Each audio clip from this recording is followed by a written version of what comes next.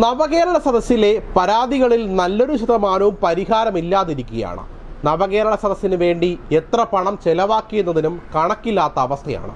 ഇതിനിടെയാണ് നവകേരള സദസ്സ് കാരണം ഒരു സർക്കാർ സ്ഥാപനം മൊത്തത്തിൽ പ്രതിസന്ധിയിലായിരിക്കുകയാണ്. ഉന്നത വിദ്യാഭ്യാസ വകുപ്പിന് കീഴിലുള്ള Kerala state centre for advance printing and training ആണ് ജീവനക്കാർക്ക് ശമ്പളം കൊടുക്കാൻ പോലും പണമില്ലാതെ വലയുന്നത്. നവകേരള സദസ്സിനായി പോസ്റ്ററുകളും ബ്രോഷറുകളും മുഖ്യമന്ത്രിയുടെ കത്തും അച്ചടിച്ച വകയിൽ കിട്ടാനുള്ള 11 കോടിയിലേറെ രൂപ കിട്ടാത്തതാണ് സ്ഥാപനത്തെ പ്രതിസന്ധിയിലാക്കിയത്. നവകേരള സദസ്സിന്റെ പ്രചാരണങ്ങൾക്കായി 25 ലക്ഷം പോസ്റ്ററുകൾ, മുഖ്യമന്ത്രി എഴുതിയ കത്തുകൾ, അതായത് 96.35 ലക്ഷം കത്തുകൾ, ബ്രോഷറുകൾ 96.35 ലക്ഷം ബ്രോഷറുകൾ എന്നിവയാണ് സിആപ്റ്റ് അച്ചടിച്ചു നൽകിയത്. ജീവനക്കാർ കൂടുതൽ സമയം ജോലി ചെയ്താണ് നല്ല ഗുണമേന്മയിൽ പറഞ്ഞ സമയത്ത് തന്നെ അച്ചടി പൂർത്തിയാക്കിയത്. അച്ചടി ചെലവ് മാത്രം 10 കോടിയിലേറെ രൂപയായി.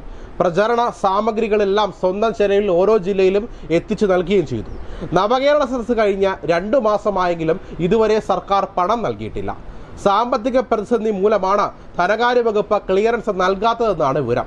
അതിനിടെ നവകേരള സദസ്സിന് ചെലവാക്കിയ തുക സംബന്ധിച്ച മലപ്പുറം ജില്ലയിലെ ഭൂരിഭാഗം നിയമസഭാ മണ്ഡലങ്ങളിലും കണക്കില്ലെന്നുമാണ് പുറത്തു വരുന്ന വിവരം.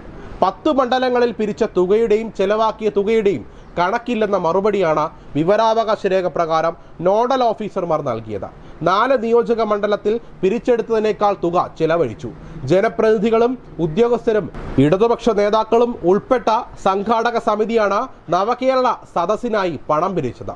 മലപ്പുറം ജില്ലയിലെ നിലമ്പൂർ, ഏറനാട്, മഞ്ചേരി, പെരിന്തൽമണ്ണ, കൊണ്ടോട്ടി, പൊന്നാനി, താനൂർ, തിരൂർ, വള്ളിക്കുന്ന്, വേങ്ങര മണ്ഡലങ്ങളിൽ പിരിച്ചതിൻ്റെയും ചെലവാക്കിയതിൻ്റെയും കണക്ക് ലഭ്യമല്ലെന്ന മറുപടിയാണ് നോഡൽ ഓഫീസർമാർ വിവരാവകാശ നിയമപ്രകാരം നൽകിയത്. കോട്ടയ്ക്കൽ നഗരസഭ 21,53,878 രൂപ ചിലവാക്കിയിട്ടുണ്ട്. എത്ര പിരിച്ചു എന്നതിന് കണക്കില്ല.